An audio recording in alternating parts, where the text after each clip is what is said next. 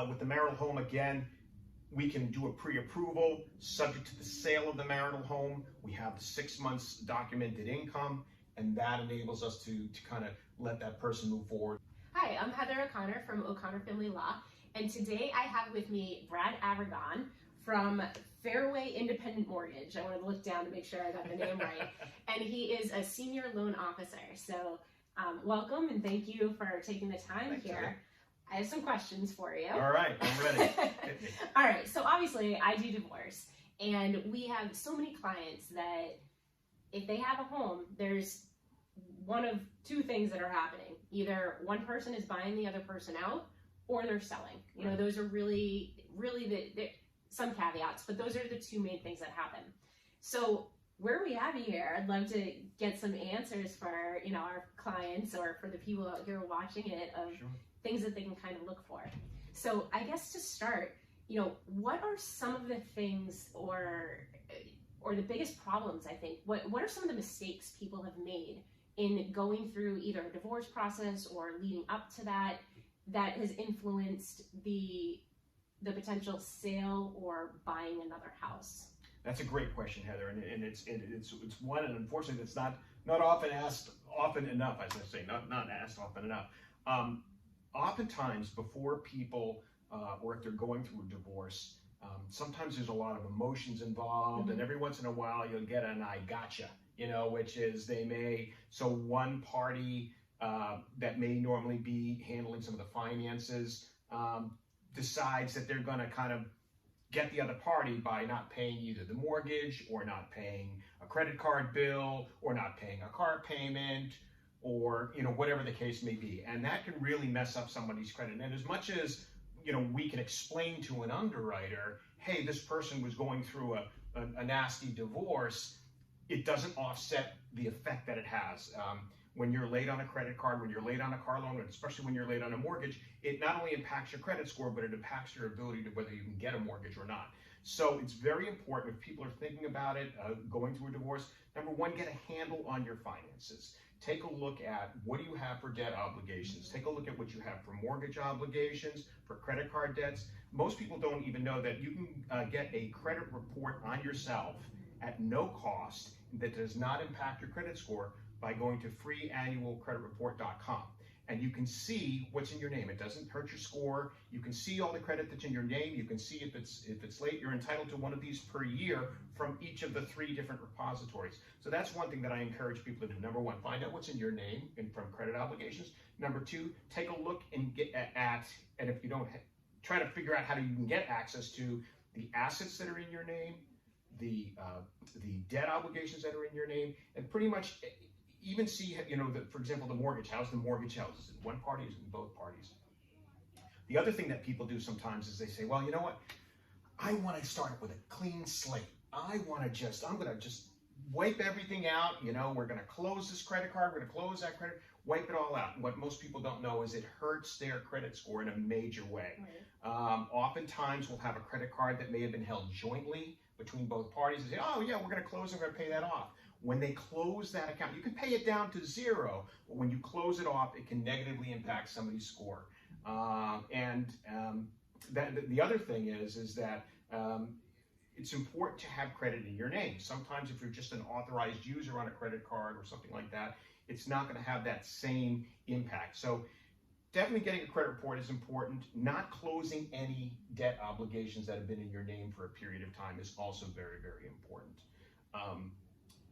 Because those things, again, the longer that debt's been open, the more that's helping your score. If you close a credit card, for example, you may not even be using. You've had it for years, and you pay a $50 annual fee, whatever it is, and say, I don't even use this thing. I'm just going to cut it up, tear it up, and call it a day. That can negatively impact you. So learning what assets are in your name. If somebody has already started a divorce process, my understanding is assets are frozen. They're supposed to be. There's nothing officially, so there's an automatic restraining order that upon the divorce being served, it goes into effect. But that doesn't mean anything goes out to banks or, so you still have to keep your eye on it. Can you go into court and recoup things? Yes. Can you hold them in contempt if they're doing things? Yes. but that doesn't necessarily mean they can't if they want to be a jerk. Okay. One of the things that I try to tell folks is really try to get a good handle on your assets. And if it's an amicable situation where you know you're going to be going through a divorce, sometimes you can work it out even prior to divorce that you can get a property, because technically, in my world, there is no legal separation. Even though there's legal separation in your world. In Massachusetts, we'll throw this out here, there is no such thing as legal separation in Massachusetts. People can live apart even if they're married. There's nothing that says they have to live in the same household. But we'll get calls and say, we want to legally separate.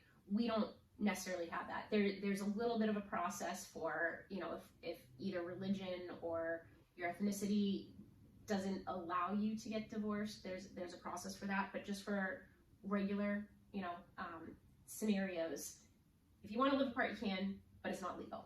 Got it. So in my world, where people are still legally married, they can live in two separate properties. So we can still get that.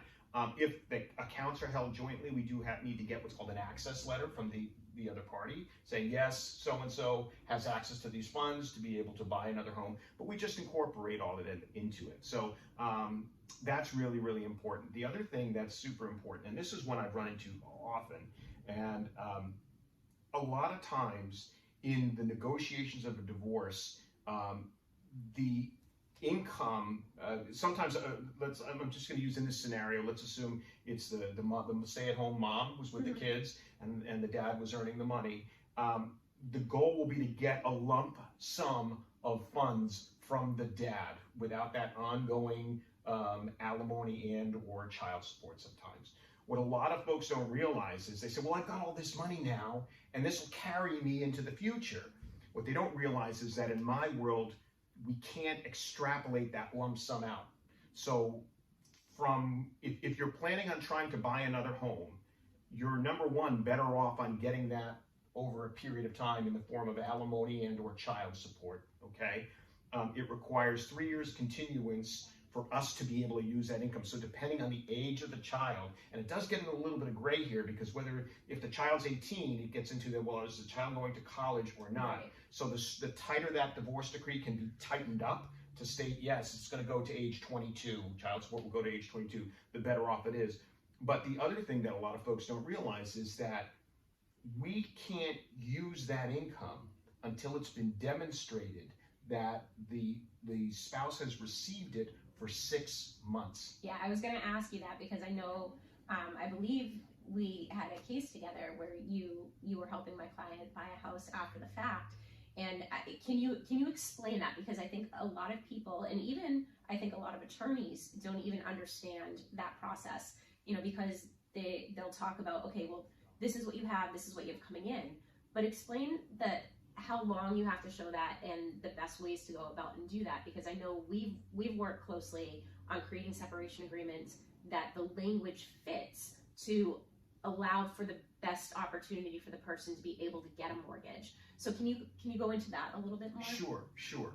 So in order for us to use that, the income has to not only be stated clearly in the divorce agreement how much alimony, how much child support is going to be received, but it has to be documented as received for at least 6 months. Now, a lot of folks think that they can do that. Well, I've been receiving it even before we got divorced, but that 6 months does not begin until the official court document has been recorded.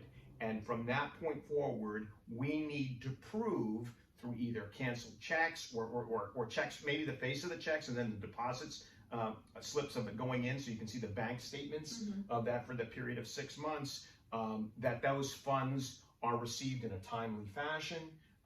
And one of the things I always encourage my clients is, number one, don't commingle that money. Don't take it and put it with your paycheck, because underwriters need to clearly document it. So perfect example is if you're receiving a check for alimony and or child support, take a photocopy of that check before you deposit it. Then deposit it by itself. Don't deposit it with other monies that you might have. And every single month, try to do it in a timely fashion so that we can see it. Paid on time, always paid that same amount. And we want to build up that 6 months. And so just for the lawyers out there that might be watching this, that means your temporary order even if, this was a 4-year divorce and you have a temporary order and they're getting, the person who's going to be getting the mortgage is getting a huge amount of child support and has the funds to be able to do that, your temporary order does not fit in that timeline. It's the divorce process, and your client needs to know that so that they can actually figure out what they have to do moving forward. That's right. And on top of that, the other part of it is, so after we get all that documented, and again, we can talk about this. We don't need to wait to that. That's oftentimes I get involved in discussing things as you and I have discussed, when the divorce attorney is working with the client so that it is a big, it's incorporated into the divorce agreement. But then I'll work with that client going forward, making sure they're kind of putting their best foot forward, they're not closing those credit cards, and making sure everything is going to happen the way it should be. And we can do a pre-approval for them based on the fact that they will have documented that 6 months. Mm-hmm. The other thing that's important is if the marital home is going to be sold, depending on how that agreement is written. Again, if I need to wait at least 6 months before that party can qualify for a mortgage, we want to make sure that that party can stay in that home for that at least 6 months before it's put on the market. So that's really important when carving out that divorce agreement. That's why it's so important to work together, and you and I have done a terrific job doing that. And so with the marital home, again, we can do a pre-approval subject to the sale of the marital home. We have 6 months documented income, and that enables us to kind of let that person move forward, and then they can kind of look to purchase another property. So let's say in the instance where maybe they're not purchasing another property, but they're refinancing, because they're going to buy the other person out. If they're the person that maybe they don't necessarily have the income on their own without the child support or alimony or whatever the financial end result may be, a lot of times when the court's going through the process of figuring out, especially if this is both parties want the house, the court will often say, well, who can buy the other person out? What kind of process do you work with? Again, I want to focus more on the person that needs that support coming in to show that, they have it after the period. Are you able to do anything with them preemptively in regard to pre-approval to be able to show the court that, yes, I will be able to do it? So I have a valid argument here. Yes. So I can do a pre-approval. I can look at that, and we can project out based on the fact that they're going to be receiving that income for a period of time, for that 6 month period, and say, based on that person's current credit profile and the projected income, they should qualify for this mortgage. And I can produce a pre-approval letter that can then be taken into to a court to say, hey, yes, they are going to rely on this income from these two sources, but based on everything else, they should be able to be fine. And that, I think, can I would imagine can be helpful when trying to keep that party in a home. And we do see that a fair amount of time. My focus isn't just the financial aspect of it, but I try to look just kind of like you do from a holistic standpoint. What's going to this party that's going to stay in the home? What's going to put them in the best shape, both financially and comfort zone wise? So sometimes it may mean that we're looking at taking either a longer term mortgage. Maybe they've been in a 15-year fix. Maybe we're going to look at a 30. Maybe I'm even going to look at an adjustable rate mortgage to try to keep those payments comfortable for them so that they can stay there. Sometimes people are staying in the marital home because there's kids involved, and they're saying, okay, we've got I really don't want to pull the kids out of school. They've got, this one's just started high school, this one started middle school. That enables me to do a projection and kind of dig a little bit deeper and say, okay, in a perfect world, how long would you want to stay in this house? Oh, I need to be in this house for 7 years, or I need to be in this house for 10 years. I can look at a product and custom tailor it to their particular situation, okay, based on what their cash flow is going to be from that. The other thing is, if they are working, if they happen to be working, we can incorporate that income in there too and try to figure out what's going to enable them to stay in the home comfortably with the children as long as they need to, with the idea that they can then choose to sell the marital home down the road, or they can refinance at that point if they decide that they want to stay. So there's a lot of different options, and I think that I can't underestimate the importance of looking at the cash flow impact of the situation, right? You've got to look at a combination of what's their monthly income going to be like, and then, as you brought up, the assets, right? If one party is going to buy the other party out, as often happens, there's some equity. So it's not just taking over the existing mortgage. Oftentimes I have to pull some cash out of that to buy out that other party.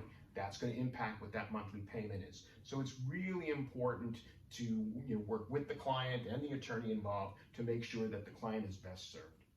And now, have you ever worked with somebody, because I know this has happened for me personally when you're working with a client, and there's just like divorce, is very emotional. Thinking about your house, where maybe your kids have grown up, their entire lives, it becomes an emotional thing where you want to keep it to preserve those memories. But there's many situations where the person really financially can't. Can they? Yes. Yeah. But then they're going to be house poor. Yeah. So have you seen that, and what do you do to work with somebody through that process? That's a great question, Heather. And I will tell you that happens often. And so I'm pretty good at wearing two hats. I wear the hat of financial banker, and I wear the hat of psychologist half the time. And I think that part of one of the strengths that I bring to it is my ability to kind of be empathetic to the situation, to the client, and to their children and their family. And so if the client, if it's going to make them house poor, sometimes I have to be the deliverer of unfortunate news, but I try to deliver it in a soft fashion. And I'll work with the attorney to try to do that and say, okay, the reality is if you take over this house, it's gonna hurt you. You're not, you could end up losing the property, and you're gonna be frustrated all along the way. Let's try to figure out a game plan. Let's work with your attorney. Let's figure out a game plan so that you can transition into a place where not only you're going to be happier, but you and your children are going to be able to make new memories, and you're going to be able to financially be able to afford this, both short-term and long-term. And let's figure out how we do that. And sometimes it's a matter of the attorney negotiating a little bit more time in the property, on the basis that they've got children, and that we look at this down the road, and we set a game plan and say, okay, this will give you time to not only collect that 6 months of alimony and child support, but perhaps be able to go out and start working again. One of the things that often happens is, again, they're getting divorced. I'm on my own now. What am I going to do? Well, okay, what did you do before? What are your interests? And so I'll get involved a little bit in that and say, you have time now to go see what you'd like to do and get a job. In order to use that job income, oddly enough, we need that 6 months period again. So it works out really, really well, again, by working in tandem and in conjunction with the attorney, and kind of just having that client be the focus of it. We can say, maybe let's buy some time through the divorce decree and through the courts, keep you in the home, let's set it up so you can be there, let's help you build up financially, and then give you time. Not just, okay, 6 months, you're out of the house, you gotta go find a place to live. At that point, let's give you time to shop for a property. We've got, give you time to get your job, all these things in order. And that coaching all along the way, I think, is important. But I think, your original question is really important, and that's one where I can shed light, which is that based on what I'm looking at, you're going to be paying every dollar you make, you're going to be paying 65 cents on the dollar. This isn't, before taxes, this isn't going to go well. Right. So I have two questions, and I'm going to ask them both now, so I don't forget. One, in regard to the refinance process, because usually the house is dealt with within the separation agreement, and we're not dealing with that during the actual course of litigation. But if somebody's buying the other person out, the person who's being bought out wants their money. They want their name off the property so that they can start looking, because a lot of times if their name's still on the property, it's going to hinder them from being able to get something because it shows on paper that it's there. And they just want their money. So what is the normal process? And this often becomes a contentious issue within the divorce of how long the person gets to refinance. What is the typical, so from start to finish, what's the typical time length that it does take? Because some people turn around and say, I want my money in 30 days. Right. And I don't think that's necessarily realistic, but what's typical, and what can be done to either lengthen or shorten the process? So that's the first question. Okay.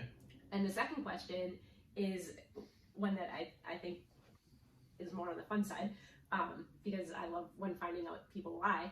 But have you ever been pulled in to testify about somebody, and the situation I'm thinking of, and completely a hypothetical in my head, but is if you have a higher income earner, especially if they're self-employed, you know, when you get into self-employment income, when they fill out their financial statement, because if they're the ones who are paying the money, they don't want all their money on paper. And so maybe they don't tell the truth about on their financial statement, and they downplay how much they make. But then they go to apply for that mortgage because now they want a house, and because it's benefiting them, they're saying, oh, I make X amount of dollars, which is much higher. Sure. And as a divorce attorney, one of the things I'm going to be looking for is, what are they telling you versus what they're telling the courts? And do I need to pull you in to testify about what they're telling? Have you ever been in that sort of situation? The truth is, I have. And what's funny is, the file was subpoenaed along with myself. Yeah. So they wanted the documentation. So I was deposed, so to speak, and it was interesting. It was interesting. The good news about it is it's in my world, it's very cut and dry. I know that, you know, as an attorney, you're going to kind of pull what you can, but in my world is what that client put down on the application is what we used. This is the supporting documentation they gave us, and once that file comes in, that's it, right? You now have access to all of those financial documents and such. So yeah, I don't know what the attorneys did with it after all, but as I was sitting under the spotlight there, it's settled. My file came into. But it's funny. It's happened to me a couple of times early in my career. I haven't seen it as much lately, but gladly. But because it's weird, because that was my client, right? You know, and so you don't want to say too much or say too little. But fortunately, it's pretty cut and dry. Yeah. This is it. This is the file. This is what they gave us, and was the stated income. Because I think it's a great way to find out if there are hidden accounts, because they'll be listed within that application where if they think they can hide it within the divorce, they might not have disclosed it. But you pull that application and all of a sudden you see there's $100,000 in a bank that they're using to justify the fact that they had the down payment, and you're like, oh, sir, where did that come from? Yeah, absolutely. So that has happened a couple of times. In answer to your first question is, you know, how long roughly does it take? It typically takes anywhere from 30 to 45 days to complete a refinance process. Some of that can be, you know, drawn out. A standard rate lock is good for about 60 days. If you lock a rate beyond that, you're going to pay typically a little bit of a premium to do so. But again, we want to look at kind of what's going on. You know, if there's a situation that requires it to take a little bit longer, then okay, we understand that.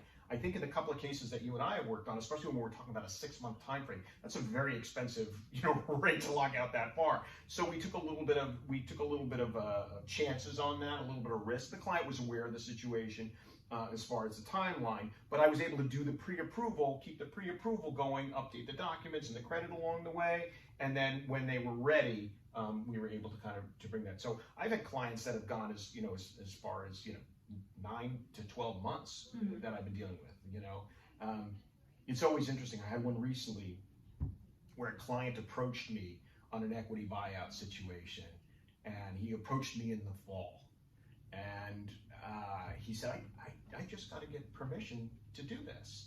It's going to be easy peasy. Yeah. Well, it wasn't easy peasy. It's never easy when they say it's easy. They're like, this divorce is going to be really simple.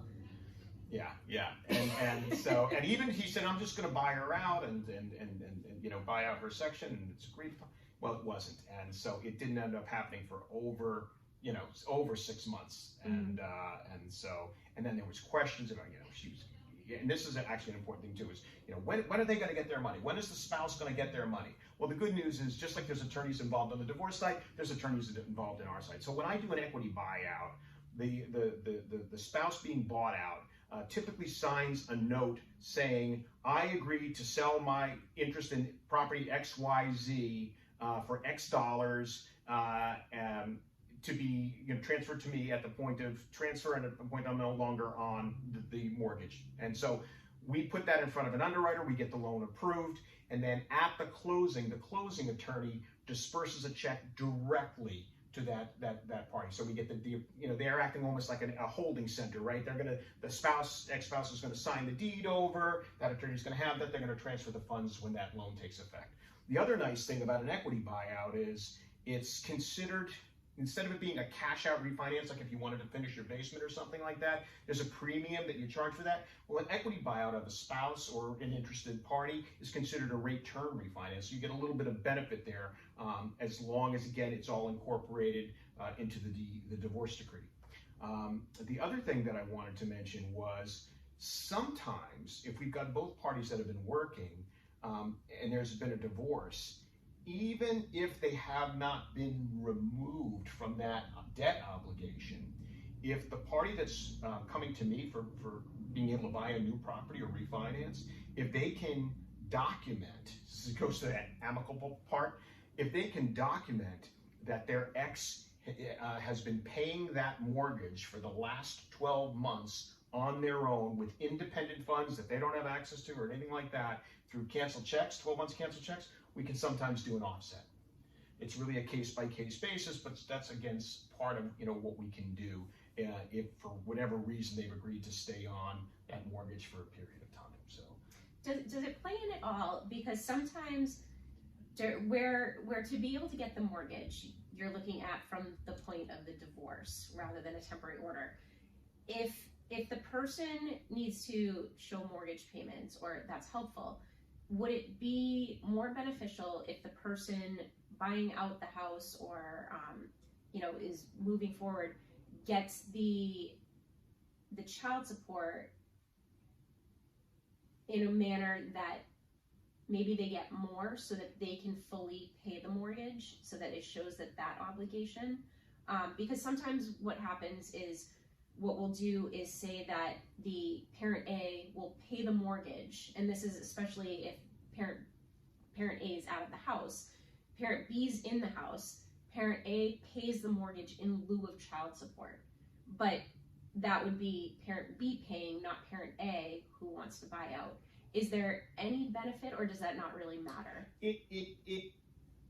I think it has some benefit to it to see, because number one, it allows us to see that income flowing through earlier and what that amount is going to be. The other thing is it becomes, again, one more thing of a documentation. Now we see the income flowing in, we see the fact that they've been able to carry that payment all along. So if we're in a questionable, kind of in a gray area on the debt to income ratio, so to speak, it really does help. The other thing that I saw, and this was kind of an interesting situation, and I don't know, I think the client had to reach back to her attorney on it.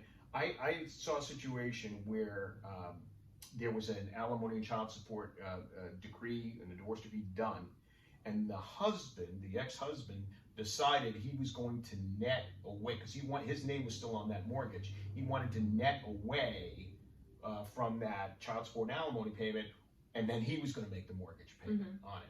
And so we weren't seeing that cash flow, and that was actually harmful, right? Because now we don't see that continuity of that 6 months, and it's in that way and saying, well, yeah, but he's responsible for paying. The other danger is that if he's late, it affects her score. So it becomes a good thing if everything is transparent. This is the money coming in, this is the money going out. So it certainly does help. Okay. And sometimes when somebody's looking to buy out, or there can sometimes be a discussion about retirement assets, and instead of paying out, they either want to do the buyout through retirement versus a lump sum. On either side of that, is there any benefit or basically con that you would see with the person if they're not taking a cash payout, but it's going through the retirement instead? Is there a pro or a con on either side of that? Absolutely, that's a great question, Heather, and I do see that involved, and there's quadros and all these other things that get involved. In our world, in my world, the mortgage world, if someone is receiving their funds in the form of retirement, we cannot use that even as as a liquid asset, number one, until it's received, but number two, they would, incur an income, an IRS penalty on it if they were liquidated. We can't extrapolate that income out over time. If they are 59 and a half years of age or older, sometimes we can do that. It's trickier. Every time we get into that retirement world, it's like these funds are sheltered for that.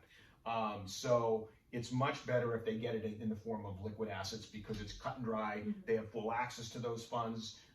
It's not a question of liquidation and things like that. So liquid assets is much more important if you can get it. If they are 59 and a half years of age and they are getting some retirement funds, we'd have to wait till those funds are transferred over. And at that point, we would need an opinion letter from a financial planner or a brokerage firm, whatever, saying, okay, casting this out, this is roughly what it would be. Or they have access to these funds, they can take them out, and they don't have to get the IRS penalty. So it would just be considered income. And that's if they're going to use those funds. If they're not going to use those funds, for the purposes of a purchase, then it's fine to put them in retirement funds. Mm-hmm. We can use them as reserves. We can document them as reserves so that it's kind of, if they get into trouble, kind of break glass, so to speak. But aside from that, it's much better if the funds are liquid. Okay. And is there any difference? Because a lot of times when there's kids involved, unless there's a great disparity with income, or we're talking very high income earners, you're not going to see child support and alimony. But let's say we have a case where you could get both. Is there any, and there might not be, so this is why I'm asking, is there any benefit in how the funds are being titled through the divorce agreement, whether it's child support or whether it's alimony, or in the legal world, we also have something called unallocated support, because everybody's fighting over what it is, and if you just call it unallocated, then it makes that fight go away. But is there any benefit when they're trying to either refinance or get a mortgage of how it's actually labeled? Yeah, I would say so. So I'm a big fan of alimony, because you're right, because there's no question as to the children's age, mm-hmm. Whether they're going to college or any of that other situation. If it's alimony, unless it stipulates a certain termination period in the divorce, say, okay, this is where we are today, this is where it terminates. As long as we've got that 3 years of continuance, we're good. With the children, again, depending on their age, whether they're going to college, it really definitely falls into the gray, and it can be challenging at times. I'll be honest, we have to get sometimes letters, from both parties and say, yes, in fact, the child is going to college and we agree, and so forth and so on. So it can be a little bit tricky. So I prefer much more cut and dry. Yeah. And I think that's one of the things where if it's an amicable divorce and maybe, to help the person out, be able to get a mortgage, even though it's child support, maybe being able to label it alimony, and then making sure that it's legally worded correctly to protect both parties moving forward on any modification. Those are kind of where you can get a little creative. But I think it's why it's so important to not wait until the very end to start working with, somebody that can help you understand what you need to do by the end. It's all about education and knowing where you're going, so you have a vehicle to get there. Right. And having people to talk to. I don't charge anything for people to call me on the telephone and ask me questions. Much cheaper than me. So, I'm happy to be a resource for people and guide them along the way. And I think having that ability to kind of talk about it and get those numbers out there and have a map as to where you're going, I think is really important. Mm-hmm. And I know Brad has refinanced my mortgage, and he made the process so easy. But how can people reach out to you if they're not coming through us or getting a referral? How do they find you? The best way to reach me is via my cell phone, which is 978-375-5531, or you can reach me at brad.avergon, that's brad.avergon at fairwaymc.com. Thank you so much, Brad, for coming in, and I think this was really helpful, if anybody has any questions, please feel free to reach out to him, because he's been an amazing source for us at our firm on making sure that our clients are in the right direction. So Thanks, thank Heather. Thank you. Bye, everybody.